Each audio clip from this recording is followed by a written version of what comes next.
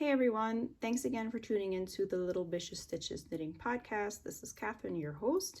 Today we will be doing a tutorial about the long tail cast on method. If you have not yet subscribed to this channel, please do. And if you like this video, please give me a thumbs up. So let's get started. What do we have? We have some yarn, we have a double pointed needle.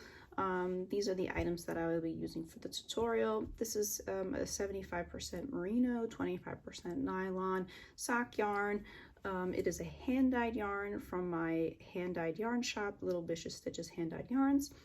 I have a double pointed needle from KnitPro. This is from their Rosewood line. One of my favorite lines of needles from KnitPro. This is a 3.5 millimeter needle. I am in no way, shape, or form affiliated with KnitPro.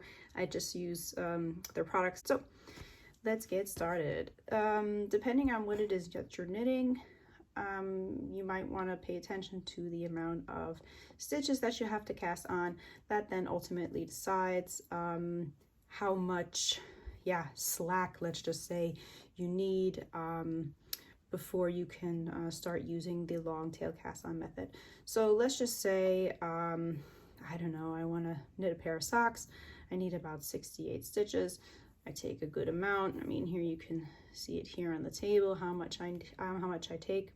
So I'm just going to kind of explain this step for step, just so you get a kind of like an idea of what anatomy is being used and which direction the needle is going in. So I always lay the yarn on my thumb, and then I also lay the yarn on my pointer finger, and then I lay the rest of the yarn in my remaining fingers.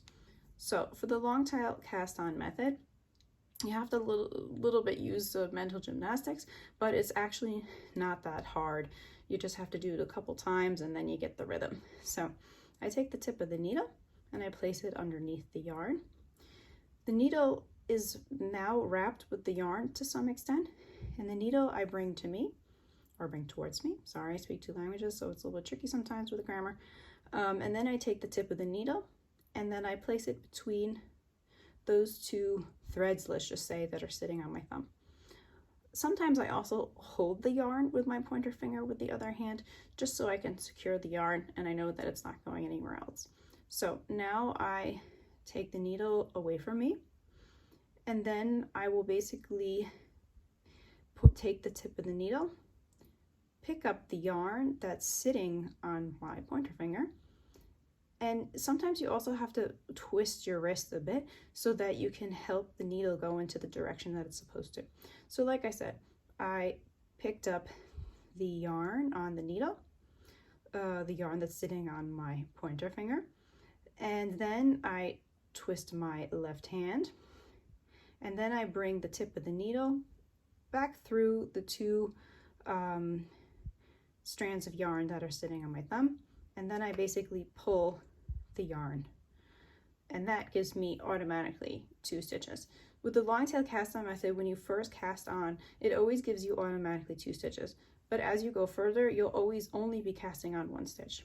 So let's do that again.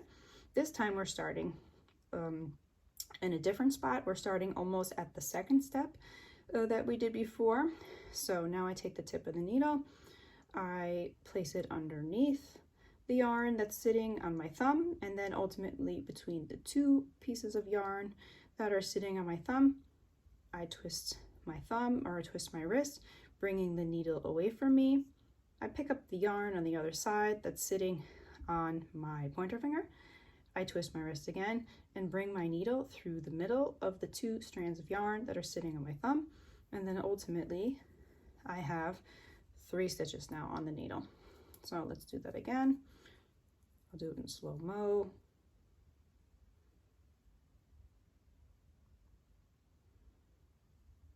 And then through 2. Now I have 4 stitches, and again.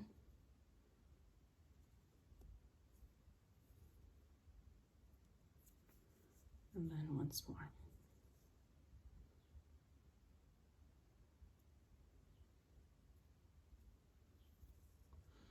So that was the long tail cast on method for knitting. An enjoyable cast on, makes a really beautiful ridge here on the top of the needle, and that's why I really love it when I'm casting on a pair of socks, because when I do my cuff of choice, let's just say, it gives me a really beautiful ridge, and it makes my cuff a little bit more together, a little bit more sophisticated, and a little bit more compact. So that's all I have for today. Thank you so much again for tuning into this tutorial about the long tail cast on.